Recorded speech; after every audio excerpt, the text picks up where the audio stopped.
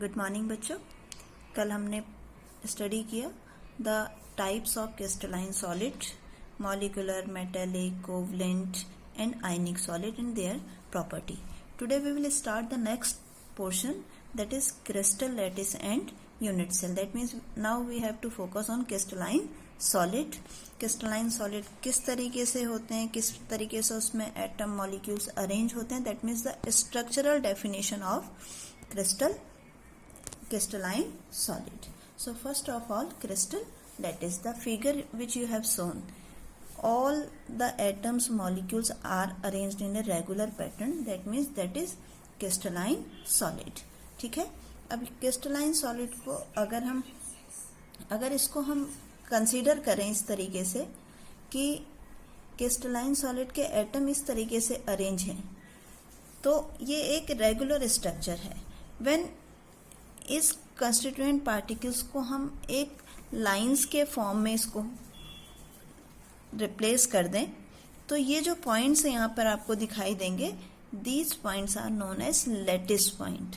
जो कॉर्नर्स आपको दिखाई दे रहे हैं उनको हम क्या कहते हैं, लैटिस पॉइंट. जैसे आप अपने घर रूम को देखिए, रूम के जो चारों कॉर्नर छत पे आपको दिखाई दे रहे हैं, आपको फर्श पे दिखाई दे रहे हैं, these all 8 corners are lattice point.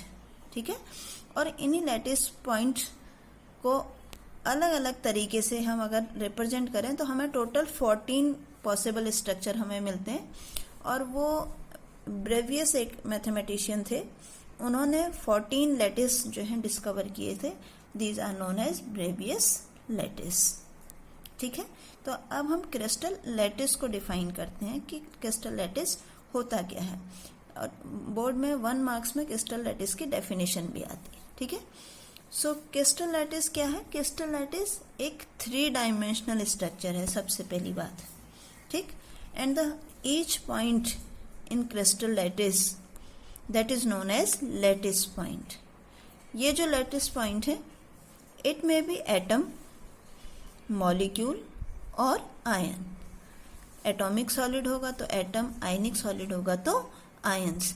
whole that the structure 3-dimensional network structure is known as crystalline lattice, crystal lattice. Each point is known as lattice point. ठीक है. Now अब अगर हम आप इसको देखेंगे तो आपको क्या दिखाई देगा कि ये जो पूरा का पूरा क्रिस्टल लैटिस है, वो एक छोटे छोटे से के रिपीट होने से बन रहा है. वो स्मॉलेस्ट पॉइंट जो है जिसके बार बार रिपीट होने से पूरा क्रिस्टल फॉर्म हो रहा है, उसको हम क्या कहते हैं, यूनिट सेल.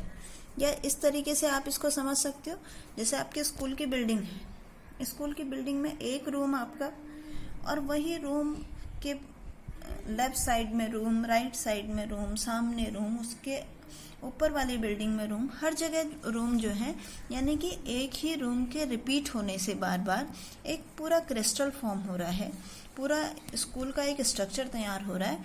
तो उस रूम को हम क्या कहेंगे, क्रिस्टल यूनिट सेल.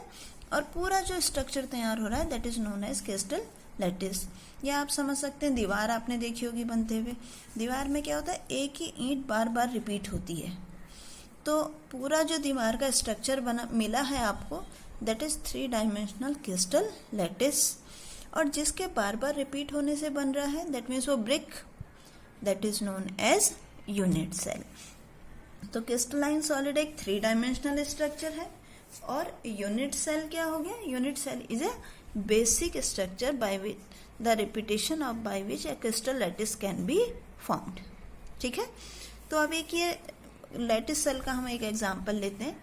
इसको जनरली हम 3 चीजों से रिप्रेजेंट करेंगे, ए, बी एंड सी.